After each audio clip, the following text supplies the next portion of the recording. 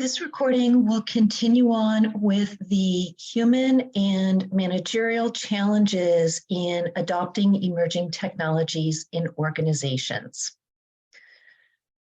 Recall that the 5 essential elements that we're focusing on are diagrammed here.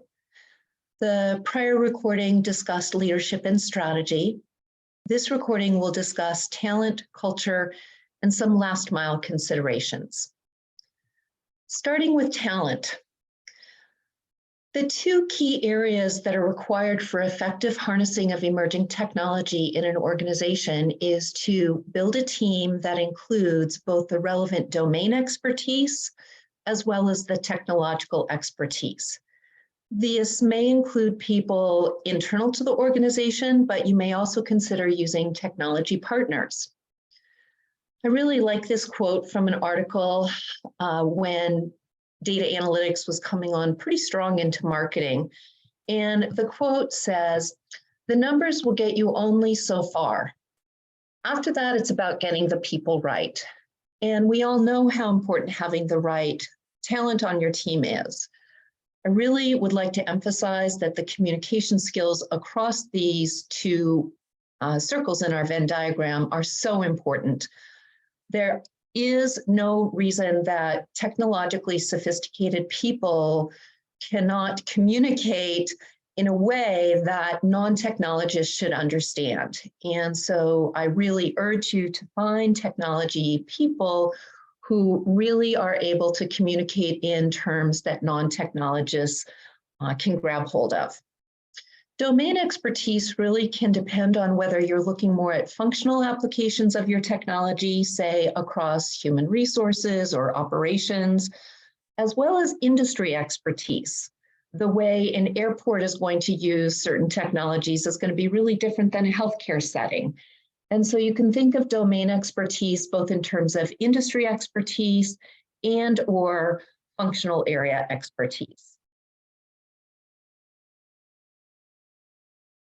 It's really common to say that we can't afford to hire the best people because they always work for somebody else, and we get into this industry kind of poaching situation. And this has been called Joy's Law by some. And even though you might believe that you're not able to hire some of the smartest people that your competitors have, it's really important to say that studies show that even companies who are doing a great job with emerging technology say that their talent is on par with their competitors. You don't have to be looking necessarily to hire the thoroughbred racehorse. Another visualization that I think is useful in terms of thinking about your team, this is with respect again to AI and big data specifically, is looking at the tapestry of skills that you need across your team. And the idea of to think in terms of this tapestry of skills more so than individuals can also be helpful in terms of visualizing this talent. With respect to culture, building a culture of innovation is so critically important to harnessing emerging technology. And in fact, the quote here is from a McKinsey study, Why Data Culture Matters. The human aspect is the biggest obstacle in harnessing emerging technology, not the technology piece. So we've already discussed the role of leaders on the prior video in our 5-element model. And leaders need to do much more than make an occasional statement saying, oh yes, we know how important technology is to staying competitive in our industry. This idea of democratizing tech really talks about the last mile issues and how technology has to be diffused throughout the organization, including not only leaders who understand the technologies enough to help guide the team and technologists, but also those translators who can help make sure that the communication with end users, people on your team who will be using the data dashboards or implementing the sensors in the retail stores. I mean, it has to be deployed from end to end. This requires rethinking internal processes and performance evaluation systems, as well as investing in the necessary infrastructure regarding that technology. So a culture of innovation really captures the idea that there's a shared sense of value around the opportunities that emerging technology offers across the company. And there's a really nice article in Harvard Business Review about building the AI-powered organization. They said that if you're going to build an organizational culture that really allows you to harness emerging technology, it requires really removing those silos that exist across all businesses and organizations and really thinking about interdisciplinary teams. This article talks about the importance of helping leaders remove themselves, not being the highest paid person in the office, the hippo, to pushing decision-making using that technology to the front lines, or front lines in this case is that last mile, and really thinking about changing your organizational structure from being perhaps rigid or hierarchical. And many companies are risk averse, which isn't necessarily bad depending on the industry, but it needs to be balanced with an agile approach to looking at emerging technology, where the word agile comes from agile software development and lean software development, lean startup technology, where we think in terms of pilot projects. How quickly can we get data on this? What do the data tell us about moving forward or pivoting? This is an experimental mindset where companies and people learn to be more flexible and adaptable, which can be really tough.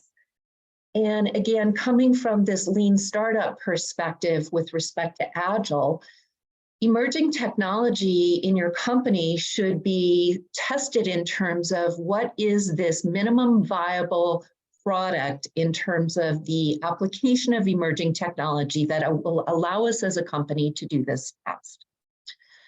And so the leader's tasks in building this culture for success is to help the company as a whole understand why technology matters. In fact, for many companies, being obsolete with respect to the technology you're using can be an existential crisis. The whole ability to remain successful over time requires leveraging technology. Leaders also need to understand where the barriers to change are going to be in the company. And paradoxically, the Harvard Business Review recommends that identifying those areas that are resistant to change and actually empowering them to start the pilot in their area and empowering them, paradoxically. I've also already mentioned this important role of translators and the role of talent. And again, this is a shocking statistic that I've highlighted.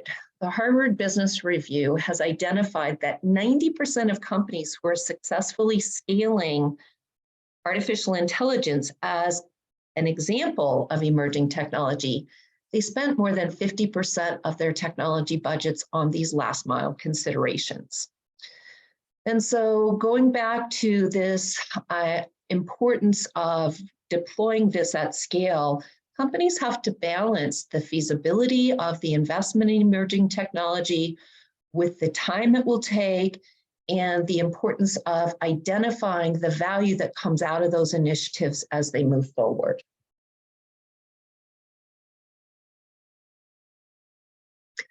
So if you need a little refresher on this agile mindset, I've just added a few ideas here.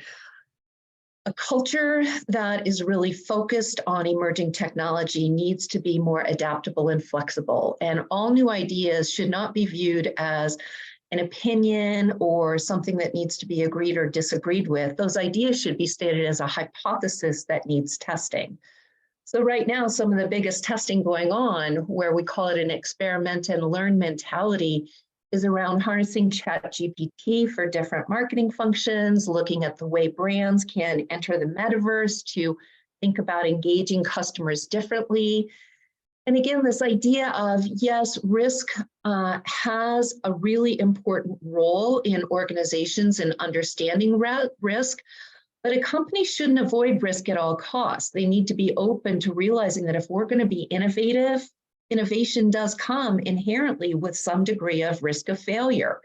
And learning from what did we learn from that experiment that didn't go out the way we expected will guide the company's future efforts. Empowering your employees to really think opportunistically about technology and innovation, using those SWOT analyses to really understand what other companies are doing, as we talked about with leadership.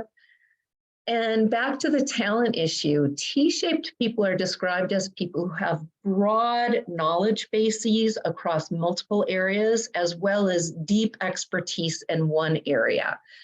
So I might describe myself as a T-shaped person where I have deep expertise in marketing strategy, but I have a broad base of knowledge across many different types of technologies and many different industries. I really liked this quote from a McKinsey article talking about how it's so difficult for companies to build a culture of innovation. Only by addressing the fears that hold people back from experimenting can companies build a true culture of innovation. And that article was called The Fear Factor. So as companies embark on their pilots in trying new technologies, leaders should really understand what is the value proposition around that new technology. And from a banking perspective, which again, with what's going on with banks, we really understand the importance to be cautious. But business building for banks who want to use emerging technology need to really understand the business proposition that that technology can offer. And we see that on the left side. We also know how important the innovation ecosystem is around emerging technologies. And so do we have the right partnerships in place so that our company can really harness that technology? And then do we have the internal operating model and technology capabilities that are going to be required, going back those organizational issues? With respect, again, to setting expectations, this McKinsey study found that for banks who are experimenting with digital processes have found that it takes 15 months to go through that 4-step process I mentioned earlier, going from the visioning of what technology should we harness to launching it across the company in terms of scaling and momentum. And then once that particular technology is launched with its customers in terms of what it's supposed to be doing, it takes 18 months for the company to even break even. So we're looking at 33 months there, which is very much in line with that 18 to 36 months I mentioned earlier. This company, or on average, companies in the banking industry spent $20 million on their emerging technology prior to even breaking even. They had 30 employees working on the emerging technology. This was not isolated. And 55% of those employees who were heading up that initiative were sourced from the existing business, meaning they didn't have to hire 100% new talent. They could source it internally. Understanding benchmarks like this are really important to setting expectations about how long and how much money and how many people these efforts can take. And so to close this out, I hope that at least you've gotten a flavor of these issues. And if you would like more information or more readings, please never hesitate to email me at the University of Montana. Thank you very much.